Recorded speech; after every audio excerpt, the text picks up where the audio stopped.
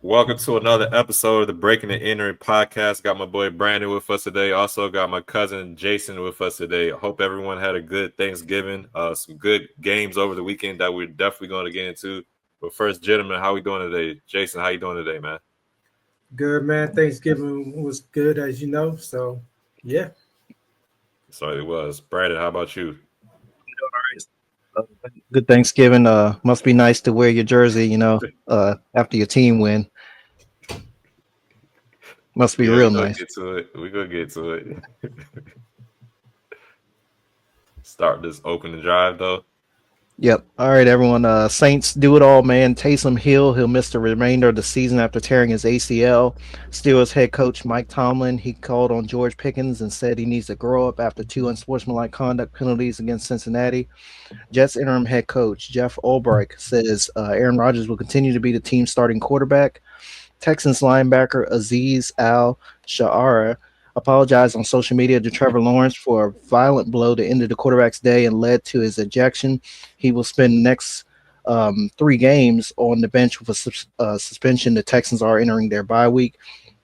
The Rams, they claim former Commanders corner Emmanuel Forbes off of waivers. 49ers running backs Jordan Mason and Christian McCaffrey, they're both headed to IR. Ed's Commanders, they've hired Campbell CEO Mark Clowes as their new president to take over for Jason Wright at the end of this season. A little bit of sad news here. 49ers All-Pro Trent Williams and his wife Sandra, they're mourning the loss of their son Trenton Jr., who was stillborn late last month. And Hall of Fame wideout Randy Moss, he's asking fans to pray for him as he deals with an undisclosed health issue. He does appear on Sunday NFL Countdown on ESPN. Ed, real quick, your thoughts on the new hire there in DC? I don't know too much about him. I have to do a little bit more research about it. This is my when you informed me earlier when we talked about it off air, that was the first time hearing about it. So but I did know Jason Wright was stepping down earlier this year, so I'm not surprised. But yeah, we'll see what happens. Jason, you got any thoughts on that? Same. Don't know much about it, but seems like any hire they've done has been, a good hire so far. So, trust it. Yeah, Okay. definitely. I will say this though, I won't be surprised if Emmanuel Forbes goes off to the Rams and looks like Darryl Green or any other great cornerback from the past. I won't be surprised if that happens, but we'll see. All right, everyone. Week 13 started off Thanksgiving afternoon with a pretty good one in the Motor City. Lions topped the Bears 23-20 at Ford Field. In my opinion, time management and critical coaching mistakes is something that ended Ed's guy Nathaniel Hackett's time in Denver, as well as Matt Eberflus. Of course, he was fired on the day after Thanksgiving, Black Friday. Despite that decision by Eberflus not to take a timeout at the end of the game, I think the Bears still played a decent in this one, especially in the second half. You had DJ Moore, Keenan Allen, Caleb Williams. They each had solid games. Even though the Bears, they aren't mathematically eliminated from the playoffs, they still are pretty much done. Obviously, I think they've got to work on protecting their franchise quarterback, winning games in their division. I think they're winless right now in NFC North and playing better on the road. They've been horrendous on the road over the years. So that's my thoughts on this one. Another good win for Detroit. Philly's right on their asses for the number 1 seed in the NFC, so they definitely got to keep the pedal to the metal. They got a short week this week. Ed, what are your thoughts on the Thanksgiving opener? Yeah, I was watching this at the Airbnb that my family rented out on Thanksgiving with my cousin Jason, of course. Just watching this game, I'm gonna just get down to the last drive for the Bears and just I'm gonna say right now that's my bonehead play call or not calling the timeout. Just I was watching it unfold. I'm like, okay, when they gonna call a timeout? Because they had about I want to say at least 25 seconds before what unraveled. I'm just like, okay, what are y'all doing right now? I was just scratching my head watching the game, and as it unfolds, I was just like, wow, man, they really doing this again.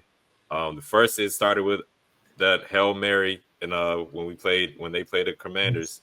And ever since then, I think they've been on a 6-game losing streak, something like that. But Matt Eberflus can survive another bonehead mistake. sad because it looks like Caleb Williams is starting to look a little decent out there. Like you said, he had 3 touchdowns. DJ Moore's finally starting to come alive for them, but I just don't know, man. The Lions also, I like them, but there's something about Jared Goff that I don't trust. It's like if the game is to get put in his hands, I definitely will trust the other team a little bit more, even though they have so many weapons on the offensive side of the ball. I still don't trust Jared Goff for some reason. He's kind of like Sam Darnold in a sense, even though Jared Goff has done a little bit more in his league. But even when they win, it's just like, I don't know. I see stuff from Jared Goff. It makes me a little shaky about him. Back to this game, yeah. As long as they got that 2-headed monster in the backfield, David Montgomery, Jahmyr Gibbs, as long as those two can stay healthy, I give them a good shot of going deep into the playoffs. But Jared Goff as a quarterback, I'm not sure they can take them over the mountaintop, but we'll see. He could prove me wrong. Jason, what was your thoughts on this game, though, man? Yeah, it was, kind of funny to watch because it's like this would happen to Chicago. This didn't make any sense, and not only for the coach, but even for Caleb, like you're the quarterback. You can pretty much do what you want and say sorry later, but yeah, every opportunity. He even said he knew the clock was going down. It's like he went to the end zone. I'm like, then why did you call timeout? It's like it doesn't make any sense. It kind of reminds me in the playoffs years ago with LeBron and J.R. Smith, and he had that situation, and you see LeBron's like, we had a timeout, and they were like, yeah, we have one, and he just kind of threw his hands up. It's like, and then then Eberflus wants to defend the decision. I'm like, yeah. So I was, it's Chicago, and I'm glad we are on the other side of, it used to be it's Washington, now we can say it's Chicago, but yeah. So I'm a little dumbfounded. I'm a Jayden fan because I'm a Washington fan, but I'm a Caleb fan because he's from the DMV, and hopefully, this doesn't ruin his career like every other Chicago quarterback since Y.A. Tittle or something like that. I don't know. Yeah, no, I feel you. We'll definitely see how it unfolds with him in the rest of his career. I do wish him good luck too as well because he's from the DMV area. All right, I'm going to get into an AFC matchup over the weekend. Colts beating the Patriots 25-24. This game went down to the line too. Gutsy move, ballsy move by the Colts after they scored the touchdown to get it to 23-24. They could have kicked the field goal or the extra point to tie the game up, but they decided to go for 2. And Anthony Richardson rushed it inside, I believe, to get that 2-point conversion, and they won the game at the end. Will say I'm starting to like what I see a little bit more from Drake May. I saw a stat earlier, I can't remember it, but he's like leading all quarterbacks right now in like rushes per attempt. Like it's like on some historical stuff too. Like he has like 8.3 yards per carry or something like that. And if he continues like that, he's gonna be like, I'm talking about he's passing Mike Vick, Lamar Jackson type stuff. That's kind of surprising to me. But back to this game though, man. Yeah, Anthony Richardson. I understand why they benched him because he's playing bad, and it was a bad look how he needed to take a knee to get out, but need to play him as much as possible, man. 2 interceptions, but he had 2 touchdowns, had a rushing touchdown as well. He finally got my boy Jonathan Taylor involved. I'm saying that because of fantasy football purposes. I have Jonathan Taylor, so I was happy to see him throw him the damn ball in a red zone because lately he's been stealing all of Jonathan Taylor's touchdowns. I want to go off topic too much, but yeah, good win for the Colts. They're still in the mix in this playoff race in the AFC South. I thought the game overall was back and forth. And, yeah, I really like how Anthony Richardson is starting to look out there, especially if you keep getting Jonathan Taylor involved.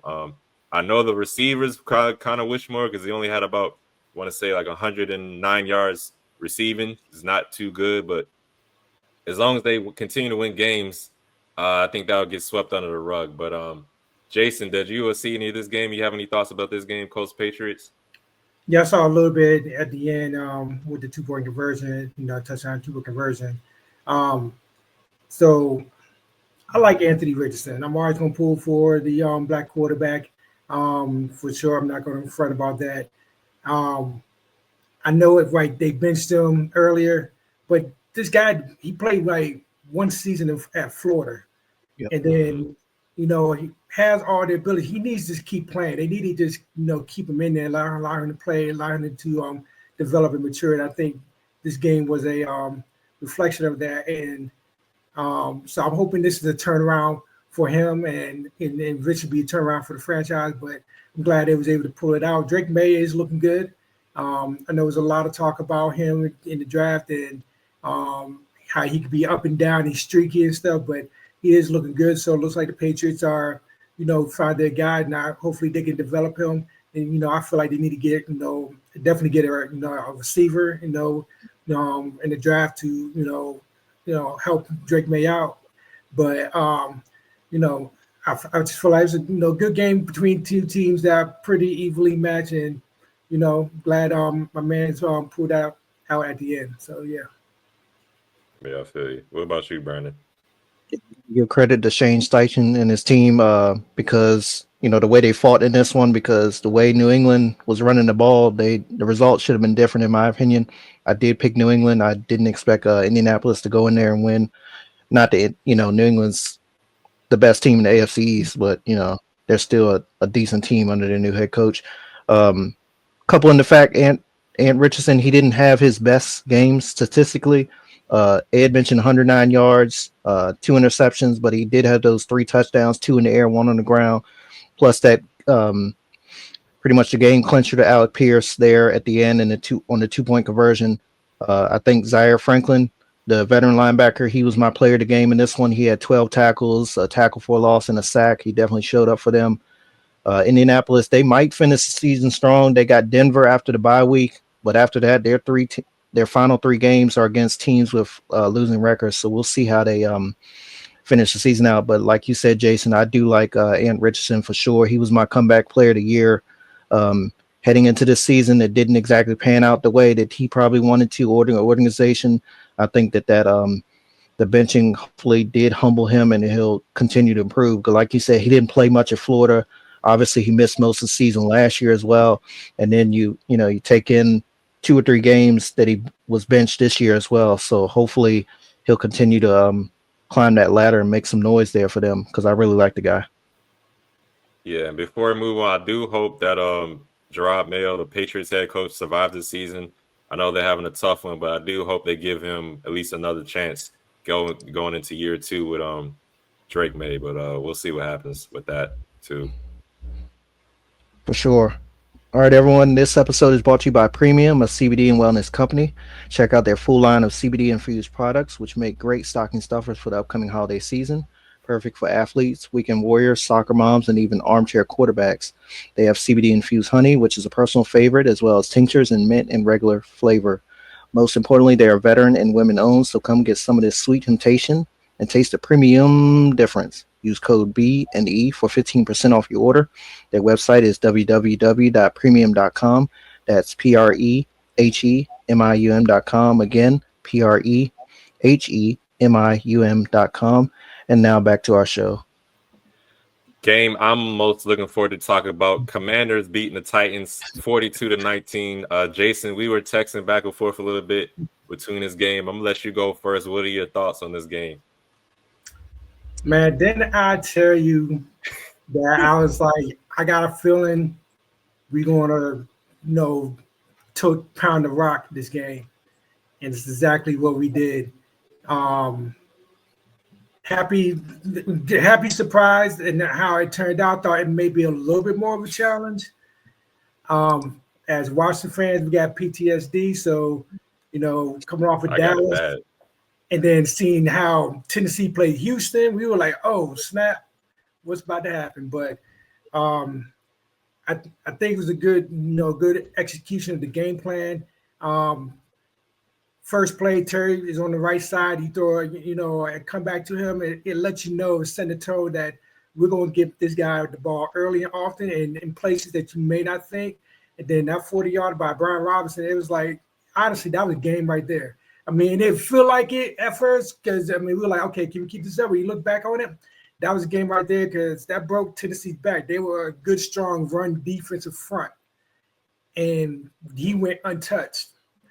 And that breaks your spirit. and I had a feeling that I knew Tennessee was good at run stopping, but Washington is best at pounding the rock and getting balance. So I thought it was going to be a little bit more, fight with that. But I was like, we got to do that. We got to keep doing that, pushing it, to get that balance that we need. But we got it early and often, and I'm happy. So, we sitting good after the bye, and the big thing about this, not only can we rest up after the bye, we should get a lot of more in there at starting at corner, and that's going to make our defense improve tremendously.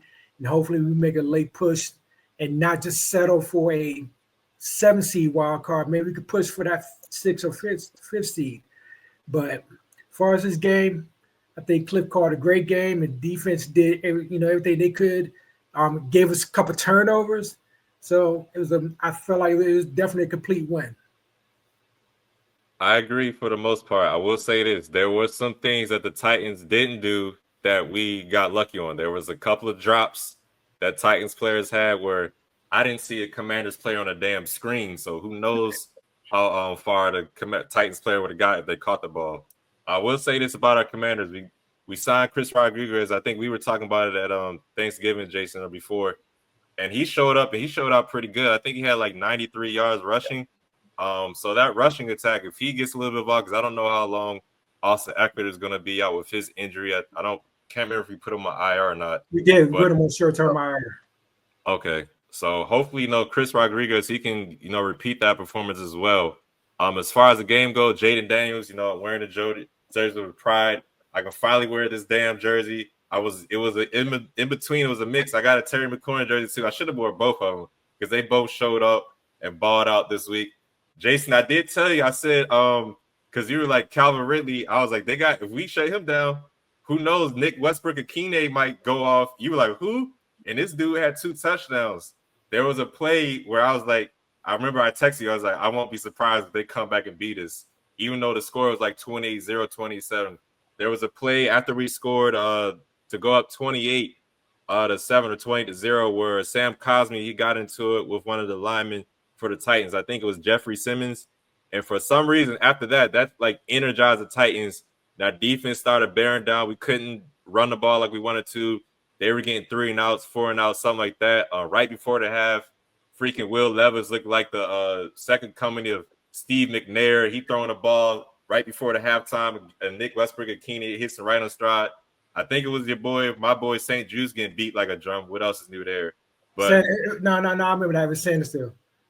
Okay, well, he's a rookie. I'm gonna give him a little break, and he made up for it. He had that pass deflection on the 2-point conversion later too. So yeah. I'm gonna cut him some slack for that. But yeah, man, going to the second half, I was like, oh my God, are we really about to let these dudes come back? It kind of reminded me of like Colorado football where they get out to a big lead. I'm talking about the Colorado Buffaloes in college football, but yeah. They get out to a big lead because we didn't score in the third quarter. They had 6 points. And then our fourth quarter, we kind of got things back on track where we had 14 points and they only scored 6 again. But yeah, man, good win. Jayden Daniels kind of looked like how he was middle of the season where he was just looking like breakaway rookie of the year, offensive rookie of the year, all that stuff. And I'm happy for him, man. I'm going to just say it now. He's my I'm laying out all the damn player awards. So we said the bonehead earlier for me. He's my offensive player of the week for me. I got to call it right now. I'm sorry. But yeah, man, I'm happy we got this win for sure. Brandon, what were your thoughts on this game, man? No question on everything, but this is just another day at the shop for the Tennessee Titans. Their offense has underperformed all season long. The defense, though, has played good, like Jason said, until Sunday. When Washington could run the ball like the way they did, it just made for a long day for them. Y'all had the ball more than 20 minutes longer than them and nearly double the yardage total for the entire game. Y'all did what y'all needed to do against a team that's pretty much out of it. Probably going to be definitely for sure a top 10 pick in the draft, if not a top 5. Good win for y'all again. Like y'all, hopefully y'all inch closer to the goal that y'all want to, that higher seed in the NFC playoffs for the wild cards. So yeah, good win for y'all. I will say this is to piggyback off what you just said, Brandon. This is the type of game where I definitely can tell we're moving in the right direction because years past, we played a team like the Titans it's either like we fight life and death with them, and they gonna beat us, or we win off a field goal. But this year Yep. we're starting to beat teams convincingly that we're supposed to beat. So I will give us that for sure. Yep. Yeah, All and right. one second. I hate when people say, Yeah. "Oh, that team's garbage," or "That team didn't." You're supposed to be that team. I'm like, yeah, we weren't. That's the thing. That's the thing. We weren't beating those teams. So Mhm. if we're smashing sorry teams, then great. Because before we didn't do that. So Yeah. I don't care what they say. A dub is a dub, and we Yep. smashed them. They suck. Who cares? Move on. You're right. All right, turning our attention to NFC South. It was a great matchup there at Bank of America Stadium. Bucks claimed victory in overtime, 26-23. Jason, I'm coming to you first. Yeah, not sure what to make of that because on paper, that's not supposed to happen. Bucks supposed to smash. I know it's a division game, Yep. but the Bucks are supposed to handle business, kind of like how we did with Tennessee. So I'm not sure if this is anything more about the Bucks or is Carolina with Bryce Young back in the lineup improving. And so, but at the end of the day, Bucks still got the win.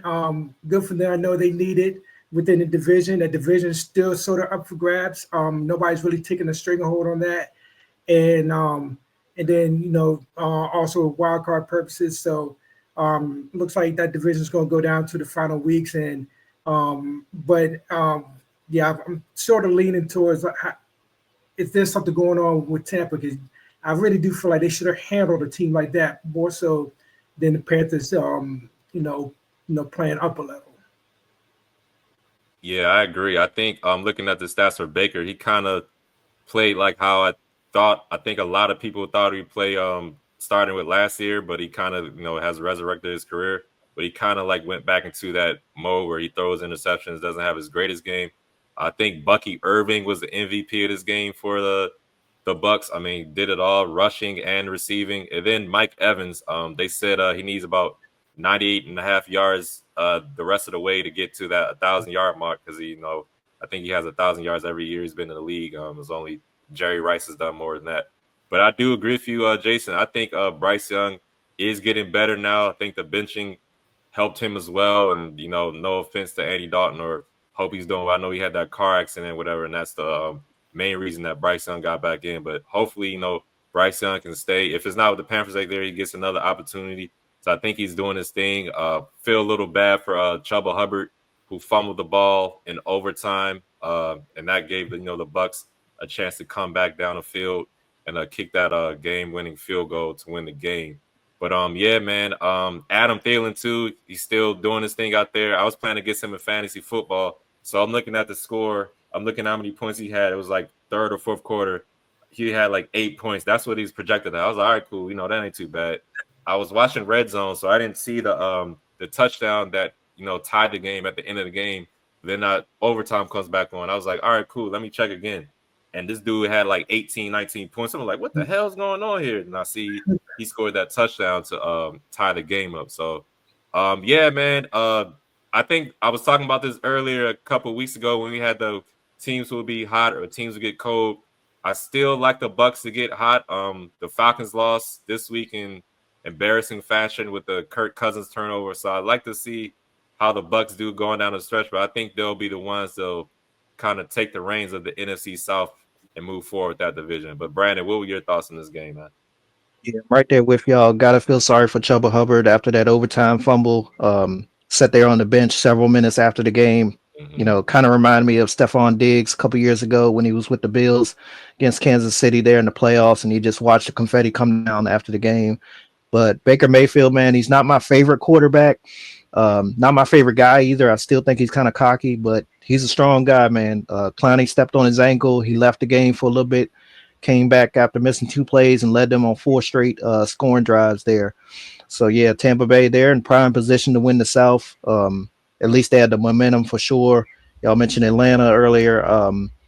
It's dropped 3 straight games, and Tampa's won 2 in a row. So we'll see how that NFC South comes down to at the end of the year. It's definitely been like this. I think it was pretty close last year as well. I think it was pretty much 3 teams in the running last year. So it'll make for a good finish to the end of the year. Yeah, definitely. This game kind of reminded me when Carolina played the Giants early this year. I think that game was in Germany or something, but Yep. that game, if I'm not mistaken, it either went to overtime, it was fourth quarter, and it was a tie game or something. And the Giants running back, I think it was Tyrone Tracy, he fumbled the ball, Hmm. which gave Carolina the chance to win that game too. But let's get into these other games that happened over the weekend. We had the Cowboys win their first home game of 2024 against the Giants, 27-20. Packers capitalized on a fast start in their win over the Dolphins, 30-17. That was on Thanksgiving as well. Chiefs win another close one, this time against the Raiders, 19-17. I know that pissed a lot of people off. Chargers topped the Falcons 17-13 after Kirk Cousins threw not one, not two, not three, but four interceptions. Steelers beat the Bengals in a high-scoring affair of 44-38.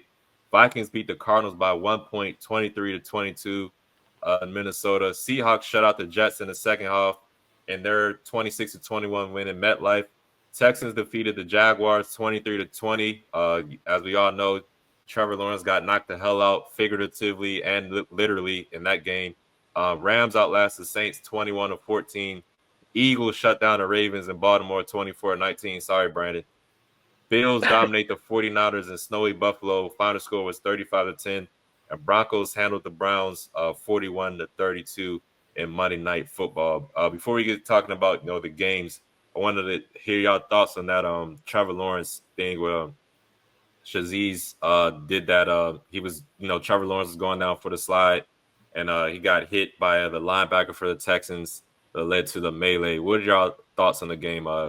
Jason, I'm gonna start with you, man. What did you think of that? Um, man, you know better. It's not. I know people say it's a bang bang play, but this has been going on for years now. So you should know how to pull back, and you know, at least practice that or something. So I'm not surprised by his suspension or fine. Um, what's his name? D'Amico Rounds was trying to like defend him or something like that. Yeah, I guess you got to stick up for your guy, but not saying he is a dirty player. It was just a dirty play. Um, Kudos to the Jaguars sticking up for their quarterback like that. But that's the game that we are in. Today they're protecting the quarterback, and you can't do that. You know that, and there's nothing you gain out of that. So very, I think the suspension and fine is very appropriate. yeah. What about you, Brandon? I agree. I'm right there with you. Violent game. Unfortunately, it happened. I mean, for the Jaguars, obviously you don't want to, see your quarterback, your franchise guy go down like that. But sometimes those things do happen, unfortunately. So hopefully you learned this lesson. Hopefully this will set a tone for the other defenders in the league as well. I know Tom Brady was on the herd on Fox Sports this morning or yesterday, and he was like, maybe there should be a penalty or suspension or fine or something like that for the quarterback for taking those, last minute dives or something like that, which in my opinion didn't really make sense. I was surprised that he said something like that. But yeah, tough break for Trevor Lawrence. He's one of my more favorite quarterbacks over the last couple of years. I know he hasn't been having a good year, but yeah, the suspension and the ejection was definitely warranted for sure. Yeah, like y'all said, it's a violent game. I don't think it's gonna not keep. I think it's gonna keep happening. It always reminds me when Teddy Bridgewater a few years ago, he did a slide too, and somebody knocked him out of the game as well.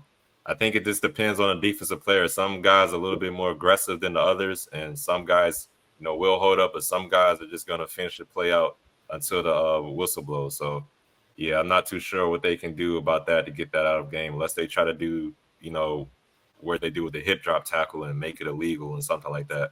But yeah, I'm not too sure about that one. But back to the other scores from Week 13. I was definitely looking at this Monday Night Football game last night. I wanted Jameis to win. I mean, I think he's got a lot of America on his side now, just because his post game comments, pre game comments, in game comments. But he kind of turned back into that 30 for 30 Jameis, 30 touchdowns, 30 interceptions. threw 2 pick six, if I'm not mistaken, and they lost the game. Jerry Jeudy, he definitely showed out. Had like 230 yards out there. That's definitely a good one. Brandon, I definitely need to hear your thoughts on the Eagles Ravens game. I saw a stat.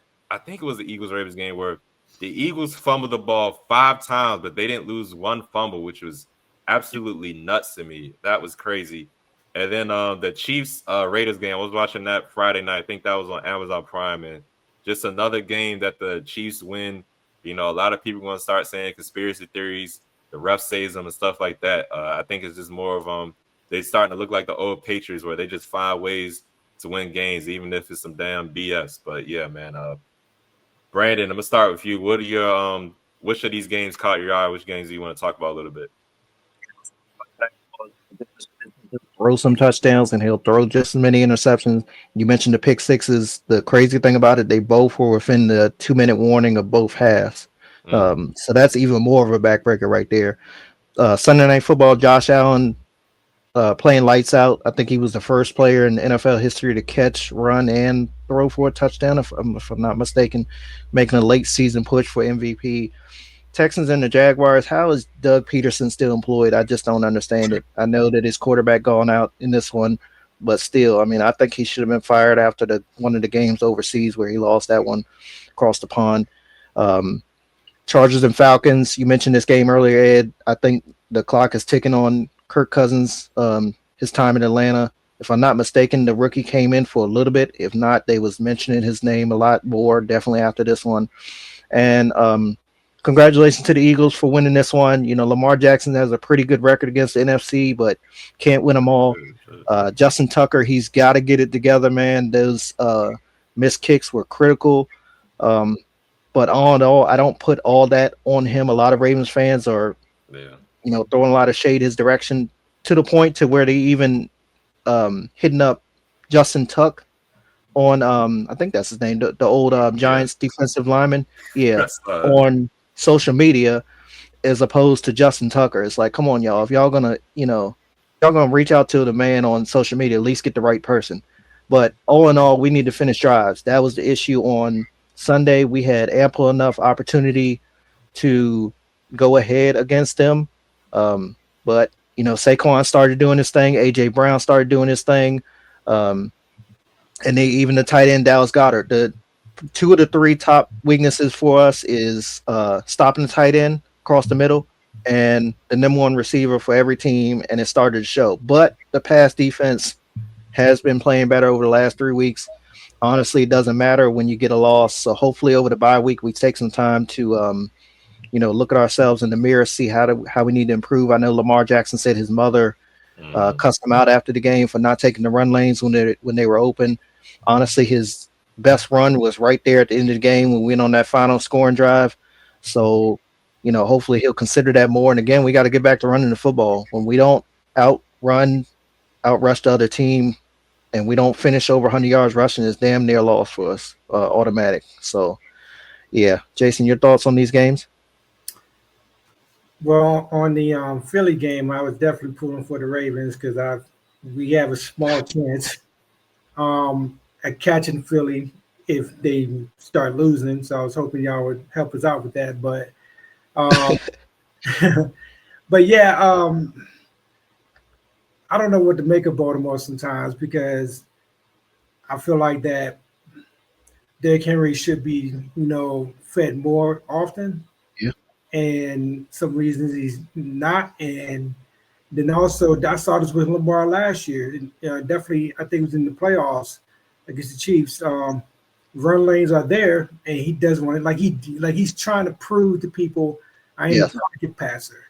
And it's like, we don't need you to prove you're a pocket passer. We need to prove that you can win games at the most important time. And so I'm not sure what all that is about, but hopefully he gets it together because I do root for Lamar as well. And they can be a factor, but it's going to be on them getting the run game established, as you said, and Lamar being able to prove he can, in the big moments, come up big. Yep. And so, and with the Chiefs, they're scary. because they're like you said, they're winning games like this, and Mahomes is having like his worst Yeah. statistical year, and it's like, how is this happening? The best quarterback having his worst year, and they're just still winning. So I do see them as the favorite in the AFC, even over Buffalo, because I think psychologically they got Buffalo's Yeah. heart right now, and that defense is something to be fearful of because for Mahomes to hold down Mahomes to 17 points and you still lose, that means the defense is handling the business tenfold. So yeah, that was an impressive thing. And then Jameis Winston has a career as a Baptist preacher after he retires, or even right now. I'm just saying, he did his post game interview, pregame, man, his interviews in general, that's just like media gold right there. So it's like if I pay attention to James, I just want to hear his interviews. I mean, that's it. Yeah, but yeah, my bad. I just want to put that out there. So yeah, those are my You know, thoughts. I think he could be a good commentator. If he got that Yeah. that charisma, I think he could do something with that. Bro, he could be a pro wrestling manager. For real. Oh, Definitely. hey, All right, everyone. We're going to turn our attention to player awards. Hand out some kudos for this past week. Starting with offensive player of the week. I know Ed. He's given out a few of his. I'm going to start with Rico Dottle, the Dallas Cowboys. Probably my first one for the year. 22 carries, 112 yards, and a touchdown. They've been struggling to run the ball all season. Of course, when you struggle to run the ball, you just play the New York Giants, and uh, it all turns for you. Jason, who's your offensive player of the week? well, no, since Ed took mines. You can use the same one. That's no problem. Yeah, No, you can. Yep.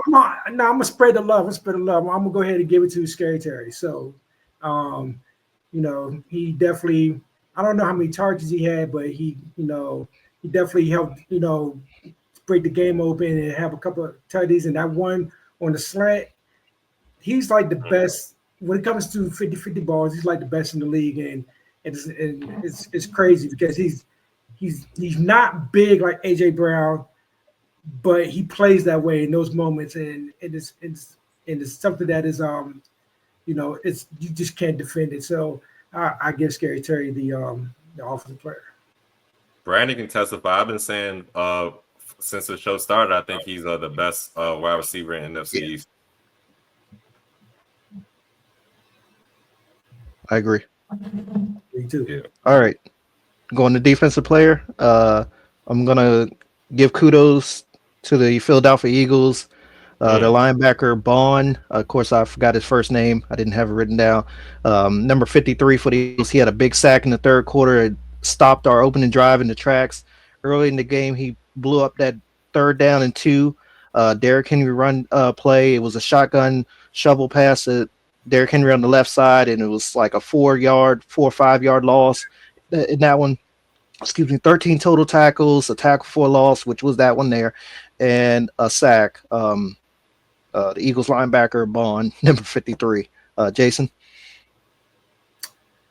I'm glad this guy is out of our division, but I'm gonna give it to Seahawks and Leonard Williams. Yeah. How do you give a guy a defensive tackle, a pick six from 90 yards out? But this type of athlete he was a menace when we played him when he was in New York. So yeah, I definitely give it to him. That really spun the game for Seattle against the Jets. So that'd be my pick.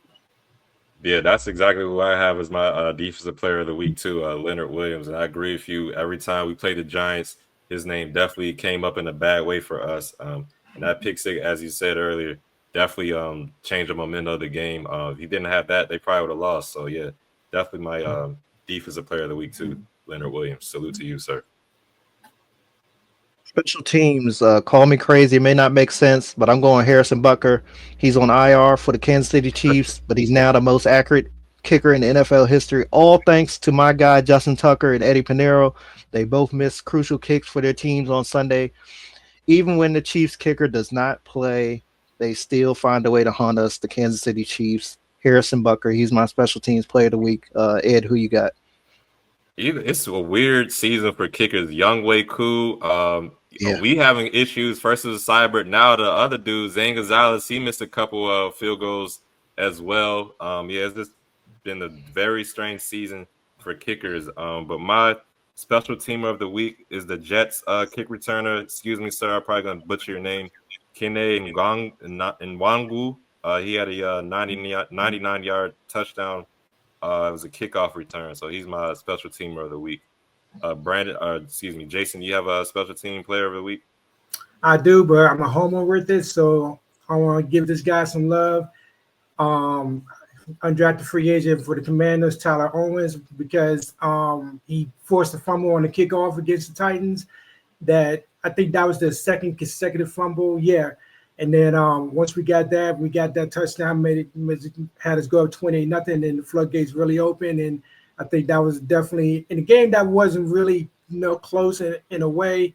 That I think that really just opened the game for us to a point where we could not say be comfortable, but we could play even more free and loose. And he's an undrafted free agent safety at I think Texas Tech, and made the squad. At a training camp, and a big guy too, like 6'3", 220-ish. Not Sean Taylor, but that's the type of size, and they're very high on him. So he's a key special team contributor, and knocked the ball out of Tennessee's guy's hand in this past game. Yeah, salute to him for sure. All right, bonehead, play, call, or move of the week. I'm going to go to the college ranks. I'm sure Ed is familiar with this one. Ryan Day from The Ohio State University. Your team loses yet again to Michigan.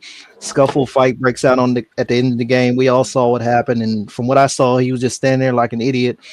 He didn't even attempt to try to break up his guys or try to pull one player away from it. At least go over there and try. I mean, damn. You know what I'm saying? You're one of the biggest college universities for football in the country, and this is what the lasting memory of you in this rivalry is until the next go around. Ryan Day, bonehead move of the week. Jason, what you got? I just say the Chicago Bears. That's definitely fine. Yeah. That's where I'm moving towards too. I mean, I used to say Matt Eberflus. I mean, I just give it to him. We talked about it. Yeah, one time out left. And you defended it. That's the bonehead thing. A lot of it was bonehead, but you defended not caught. Yeah, it's him that. I definitely agree with you, sir. Matt Eberflus is mine as well, but I want to kind of change it up a little bit with I have another bonehead of the week. It's a little different. This is a different sport. Washington Wizards did not win a single game in the month of November. So they are my bonehead team of the month, I guess you could call it. Bonehead play call. This bonehead franchise. I know we're in a rebuild mode right now, starting a lot of rookies, tanking for the Cooper Flags of the world, the Ace Baileys of the world. But damn, we can't even luck into one win. You don't lose. You lose every single game in the month of November. Come on, man. Goodness gracious. So Washington Wizards, salute to y'all for not winning the damn game. Y'all definitely got that tank game under control. Because that's just, Lord, I don't even want to talk about it no more. But yeah, Washington Wizards. Thank you very much. All right, everybody. That's going to do it for another episode of the Breaking and Entering podcast. I want to thank everybody who takes their time out to watch the show. Like, comment, subscribe on YouTube. Just look for Breaking and Entering podcast or the B&E Podcast. Same on Instagram, Podcast B&E or B&E Podcast. And you can find us on Twitter, also known as X as well. Jason, I want to thank you for taking some time out of your day. Stop by the show too. Y'all be safe out there, and we'll see you next time. Peace.